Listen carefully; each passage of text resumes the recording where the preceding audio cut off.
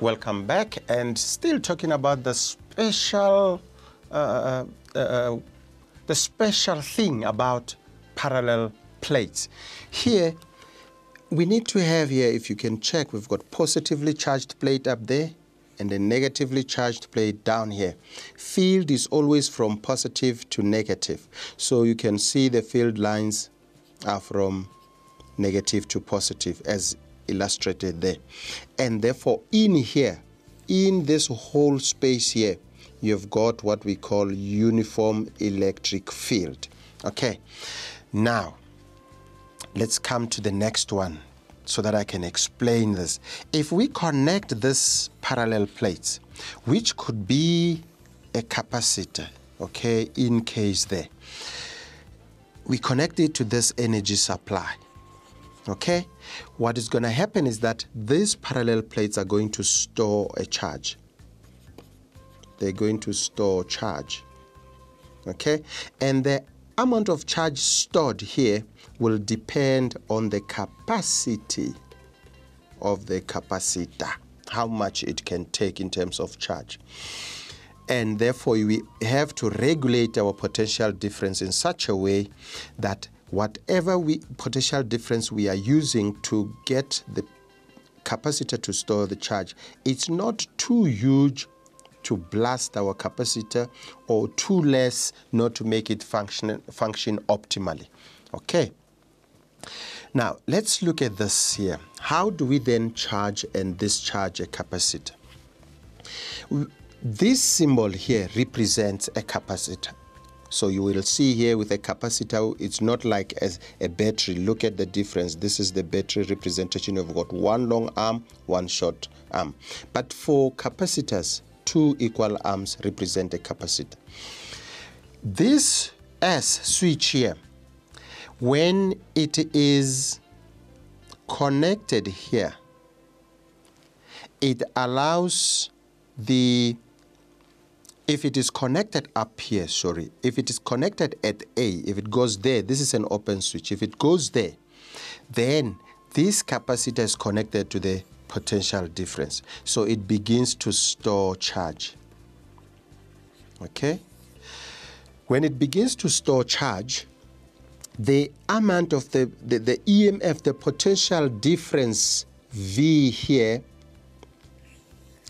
decreases whilst this one is charging and more charges are being stored.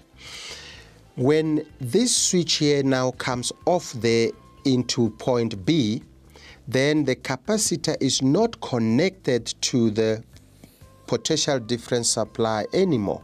So the circuit here continues to work because then the capacitor begins to discharge.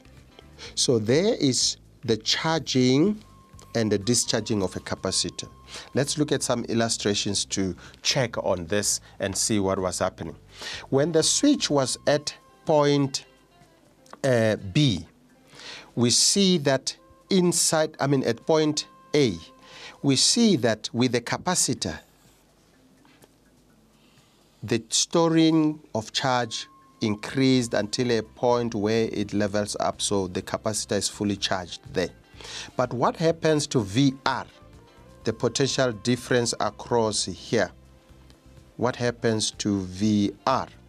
Okay, VR, it decreases from a value coming down to something close to zero.